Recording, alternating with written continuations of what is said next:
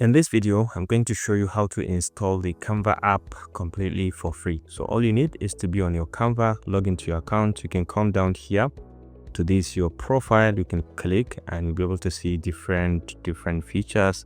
So there are settings. You can come down. You can see the get the Canva app. Once you click on this, you'll be brought in over here. This app is available for Windows, iOS, Android, and Chromebook. So you can just go ahead and download Canva for Mac, which is the one I'm using at the moment. And you can see it is just downloading. You just give it some seconds. Once you finish the download, we can go ahead and install it. Okay, so right now it has finished the download, so we can click to install. Installation is very easy. Just drag and drop.